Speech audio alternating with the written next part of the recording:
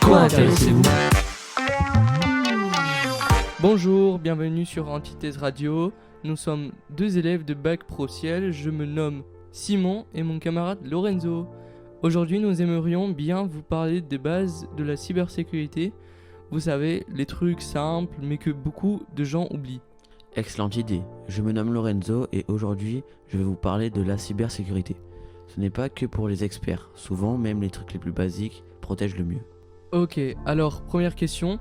Est-ce que les mots de passe sont vraiment si importants? Beaucoup de piratages viennent de mots de passe trop simples.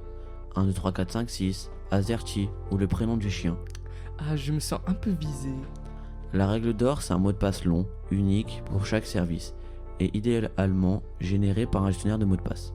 Donc pas par exemple Lorenzo 2024? Non, pas vraiment. Et l'authentification à deux facteurs, c'est pas un peu chiant? Un peu oui, mais c'est aussi le meilleur moyen de stopper les pirates.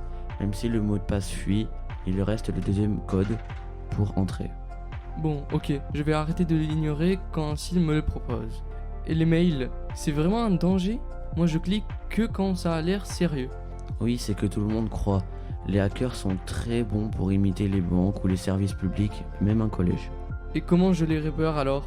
Simple, vérifiez l'adresse exacte de l'expéditeur, se méfier des urgences, votre compte va expirer, ne jamais cliquer sur un lien douteux et surtout ne jamais donner un mot de passe par mail. Oui, ça paraît évident dit comme ça. Et les mises à jour? Moi je les remets à plus tard, tout le temps. Mauvaise idée, elle corrige souvent les failles de sécurité, pas de mise à jour égale porte ouverte pour les pirates. Donc si je comprends bien, mettre à jour c'est se protéger? Exactement. D'accord. Et quand on est en Wi-Fi public, c'est risqué? Très. Sur un réseau ouvert, quelqu'un peut essayer de voir ce que tu fais. Il vaut mieux éviter les paiements, la consultation de comptes sensibles et utiliser un VPN si possible. Ok, donc pas d'accès à ma banque au Starbucks. Finalement, c'est surtout du bon sens, non? Oui, la cybersécurité, c'est comme fermer sa porte à clé, simple mais efficace.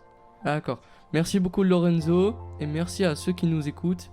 Faites les mises à jour, utilisez des mots de passe solides, activez le double facteur, et prenez soin de vos données. A très bientôt sur Antithèse Radio. Bisous!